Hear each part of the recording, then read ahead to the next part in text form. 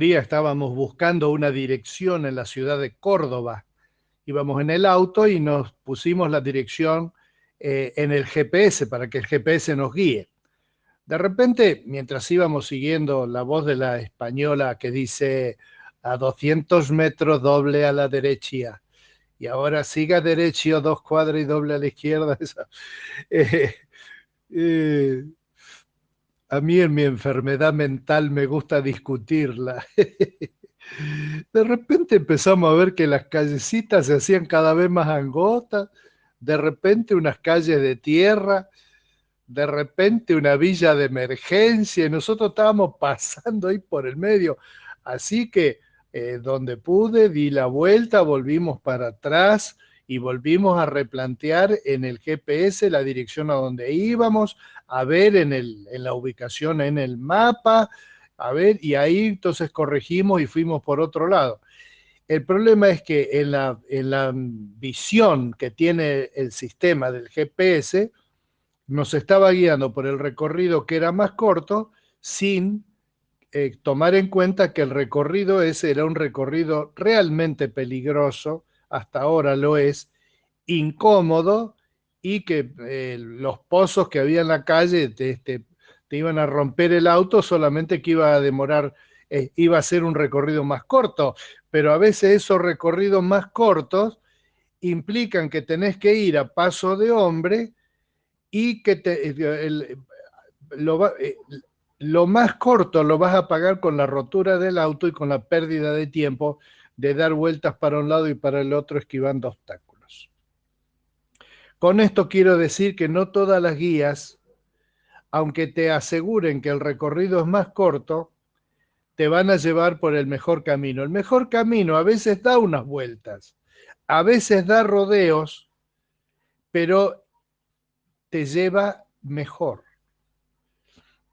Digo esto como figura de qué significa la palabra que dice Dios. Uso esta expresión a propósito porque cuando los cristianos nos referimos a la palabra de Dios, nos referimos básicamente a la Biblia. Básicamente, pero no exclusivamente. Jesús le dijo eso a Satanás, por ejemplo, en la tentación. Le dijo, no solo de pan vive el hombre, sino de toda palabra que sale de la boca de Dios. Entonces, entre las palabras que salen de la boca de Dios está la Biblia, pero también están las disposiciones para cuestiones puntuales de nuestras vidas que el Señor va preparando, ocasiones que Él nos va poniendo en la vida, la guía que Él va dando a nuestras vidas personales, que son personales exclusivas y pertenecen a nuestra propia vida y no algo más genérico como para todo el mundo. En 2 Samuel 22, 28 al 32, dice así de esta guía que Dios da en su palabra, que es básicamente la Biblia, otra vez, pero que también es en las circunstancias, en las cosas que pensamos, en la naturaleza, en las distintas cosas que nos rodean. De paso te aviso, estoy preparando ya un importantísimo programa para este sábado que viene sobre Halloween. Vamos a hablar de ese tema. Es un tema, cuando uno predica, cosa que yo hago desde que era chiquito, tenía 14 años y predicaba en unas reuniones de jóvenes que había en nuestra iglesia, y éramos poquitos, y entonces siempre me tocaba predicar a mí de vez en cuando porque tenía esa capacidad que según mi mamá era dicha en forma cínica de esta manera. Vos sí que no te podés quedar callado, ¿eh? Entonces el Señor dijo, bueno, vamos a aprovechar a este muchacho que tiene esta capacidad. Y ahí empecé a predicar cuando era un muchachito flaco y narigón. Y yo he aprendido en todos estos años algunas cosas sobre la palabra de Dios, que otra vez te digo, no es solamente lo que está escrito en la Biblia, aunque en la Biblia está escrito todo, incluyendo las referencias a las cosas puntuales, cotidianas que le pueden pasar a una persona. A ver, explico esto. Ay, A una persona se le pincha la rueda del auto y mientras la cambia se acerca un hombre y lo ayuda a cambiar la rueda y le dice que es cristiano, y ese encuentro con ese cristiano prende en la vida de esta persona la lucecita de que puede acercarse a Dios. Eso que te acabo de contar, que lo acabo de inventar de paso también, lo pongo por ejemplo, eso no está en la Biblia. Solamente que en la Biblia va a haber referencias donde diga, por ejemplo, que Dios mandará a sus ángeles acerca de ti para que te ayuden en todos tus caminos. Es decir, incluyendo cuando pinchas una goma y quedas tirado a la orilla del camino. ¿Te das cuenta?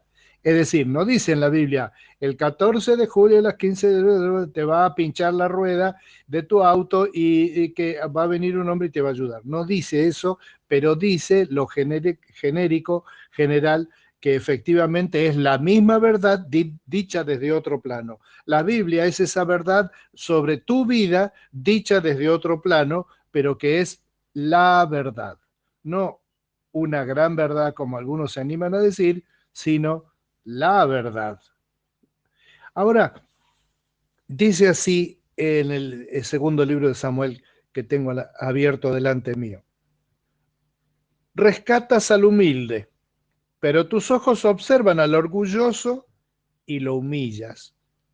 Oh Señor, tú eres mi lámpara. El Señor ilumina mi oscuridad. Con tu fuerza puedo aplastar a un ejército. Con mi Dios puedo escalar cualquier muro. El camino de Dios es perfecto. Todas las promesas del Señor demuestran ser verdaderas. Él es escudo para todos los que buscan su protección. Pues, ¿quién es Dios aparte del Señor? ¿Quién más que nuestro Dios es una roca sólida? Vos sabés que vale la pena pensar esto un poquito algún día, ¿no? Vos pensá un poquito, pensá un poquito, pensá un poquito.